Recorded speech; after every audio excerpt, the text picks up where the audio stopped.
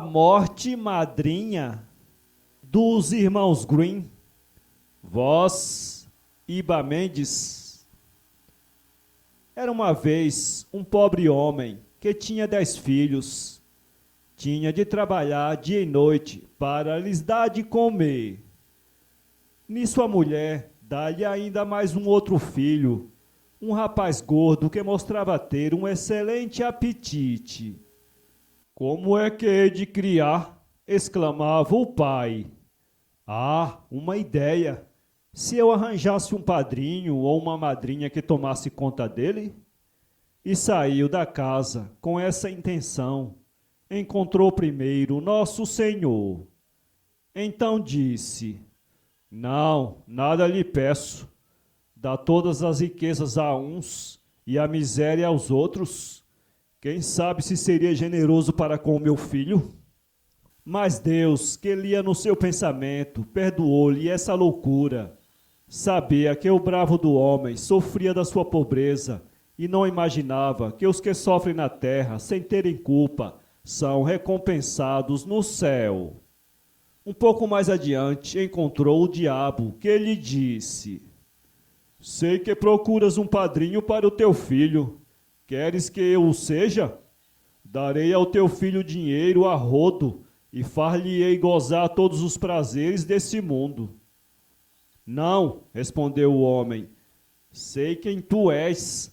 Levas os homens para o caminho do mal e da danação eterna. Um pouco mais longe encontrou a morte, que lhe disse: Olá, amigo, queres-me para a madrinha do teu filho?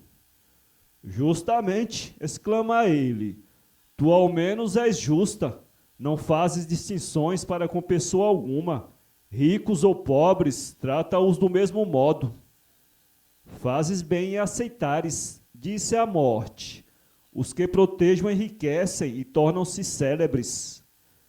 Pois bem, fica o batizado para domingo, respondeu o homem e foi para casa. No dia indicado veio a morte e foi madrinha da criança. No fim de alguns anos tornou a voltar e levou o afilhado para longe no campo. À beira de um bosque mostrou-lhe uma planta tida como vulgar e disse-lhe: Vês essa erva? Pois bem, é o presente da tua madrinha. Servi-te-ás dela para curar todas as doenças. Portanto, faz-te médico e a tua fama espalhar-se-á pelo mundo inteiro. Ganharás dinheiro em tal quantidade que não saberás o que fazer dele. Mas entendamo-nos, se chamado à cabeceira de um doente me vires aos pés da cama, é que o doente me pertence e que eu o levo comigo. Nesse caso, toma cautela em não lhe dares desse remédio, senão desgraçado de ti. A criança cresceu e fez o que a madrinha lhe dissera. Fez-se médico e no fim de alguns meses tornou-se mais célebre do que os colegas. Vinham de todos os 4 cantos da terra doentes para ele tratar. É um homem maravilhoso, diziam todos. Basta-lhe ver no segundo o doente para predizer, sem nunca se enganar, se ele se cura ou se chegou já a sua hora. Daí a pouco afluíam os doentes de todos os países vizinhos. Ganhava dinheiro em quantidade. O pai e os irmãos enriqueceram e ainda lhe restava com que comprar palácios e viver num grande luxo. Eis que um dia foi chamado para ver o rei de uma nação que parecia estar gravemente doente. Quando se aproximou do seu leito, viu a morte aos pés de sua majestade. Ficou deveras zangado. Tinha a peito curar um tão augusto doente, declarado como perdido pelos outros médicos. Que importa, disse ele, se eu fizesse uma partida à madrinha? Vai talvez zangar-se, mas acabará por me perdoar. E agarrando no doente, voltou rapidamente, pondo-lhe os pés para a cabeceira e a cabeça para baixo. Depois fê-lo engolir algumas gotas do suco da famosa planta, e o rei levantou-se logo, completamente curado. A sua reputação, depois disso, eclipsou a dos mais célebres médicos de qualquer época. Mas a morte foi procurá-lo. Em vez de sorrir como de costume, tinham-o acarregado e disse-lhe: Ah, mangaste comigo? Vá lá por esta vez. Serei ainda indulgente, porque és meu afilhado, mas não tornes a recomeçar, porque pagas. Algum tempo depois, foi a filha única do rei que caiu perigosamente doente.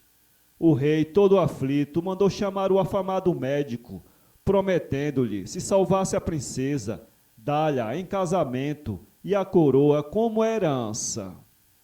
Mas quando o médico entrou no quarto da doente, tornou a ver a morte aos pés do leito. Encarou-o com os punhos cerrados para lhe lembrar a sua convenção. Porém, foi mais forte a tentação. A lembrança de tornar-se rei fez-lhe esquecer a promessa e fez como da outra vez. Mudou a princesa de posição, deu-lhe algumas gotas do extrato da sua planta e a princesa curou-se logo. Foi um júbilo universal e o rei mandou imediatamente começar os preparativos para as bodas. Mas assim que o médico, cheio de alegria, entrou em casa, apareceu a morte, agarrou-o pelo meio do corpo com a sua mão de gelo e levou-o para uma caverna imensa.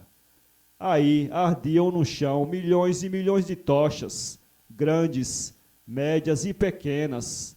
A cada segundo apagavam-se centenares delas e, no mesmo instante, saíam debaixo da terra outros centenares que logo se acendiam. O efeito da luz era muito singular. De-se-ia um lago de fogo agitado pelo vento.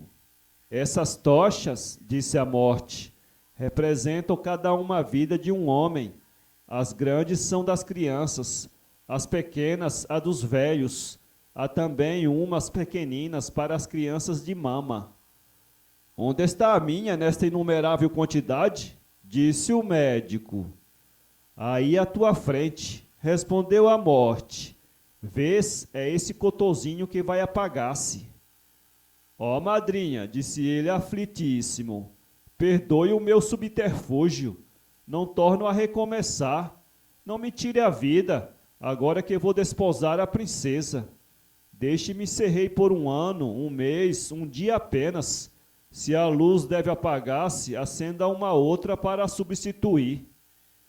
Não posso fazê-lo, disse a morte. Para isso seria preciso que queimasse a antiga completamente. Então, minha rica madrinha, pediu ele, ponha sobre outra tocha nova esse cotozinho que está ainda ardendo, de modo que, quando uma se apagar, se acenda a outra. Bem, vou fazer o que desejas, disse ela. Mas era apenas uma cruel artimanha. Quando a morte pegou no coto para o pôr sobre uma grande tocha, fez com que ele lhe escapasse das mãos e se apagasse ao cair no chão. Imediatamente o médico caiu sem sentidos e com ele perdeu-se o segredo da erva que curava todas as doenças. A morte, depois disso, não o divulgou mais. Estava convencida que todos abusariam. Para ler esse conto, acesse www.poeteiro.com